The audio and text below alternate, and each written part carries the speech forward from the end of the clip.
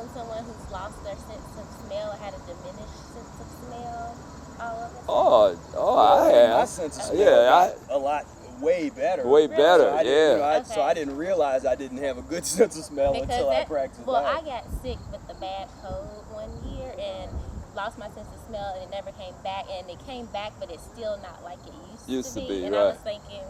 I was just thinking of that in terms of diet, and there'd be something. That's the whole thing. It's the whole thing because that's, all that mucus, that constipated lymphatic system. That's more technical stuff to get into, but of the mechanics of how mucus operates in the body.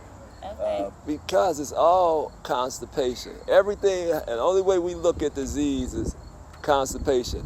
A heart attack is constipation. A stroke is constipation.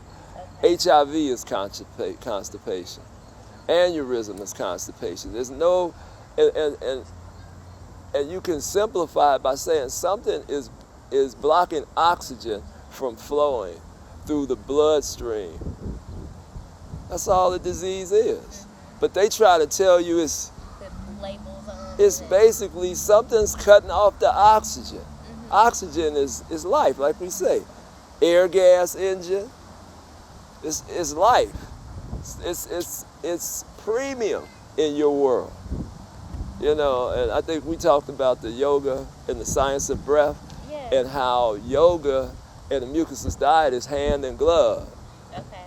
But what's done happened in America is they done turned yoga like they turned martial arts. About the postures. They turned martial arts into doing all this karate and the fighting part, where the martial arts was a whole nother level, whole mental thing going on. Where the yoga thing was always about the science of breath.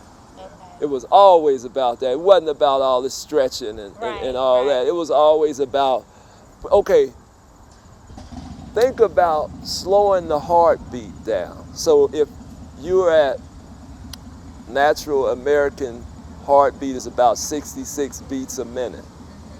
That's just a mucus and pus eating mug. 66 beats a minute. Now, if you can get into the science of breath and start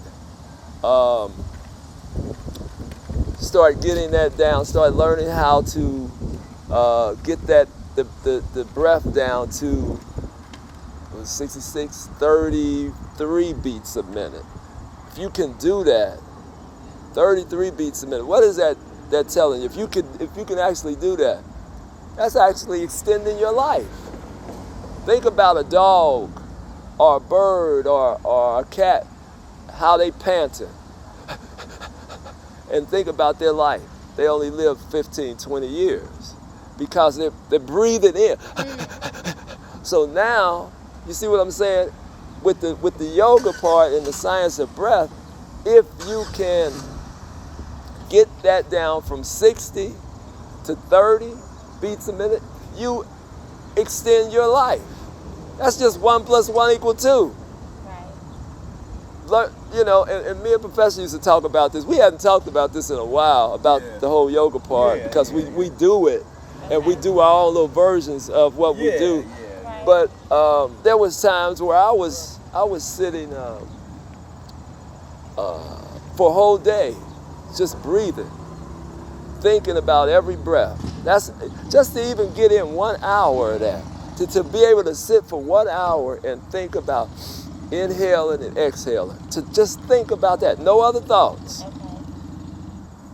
See what I'm saying? To take that kind of time, a lot of folks don't want to take that kind of time out of their day, but that's the kind of discipline for that high level of science of breath type of practitioner. If you want to really get into the yoga piece on that level, you got to be willing to dedicate to that kind of discipline. You see what I'm saying? Of really getting that science of breath thing happening. So if you at 63 or 64, you can get it down to 30, 40. You're extending your life to be able to sit calm. Long inhales, long exhales, and concentrating on just that. Nothing else around.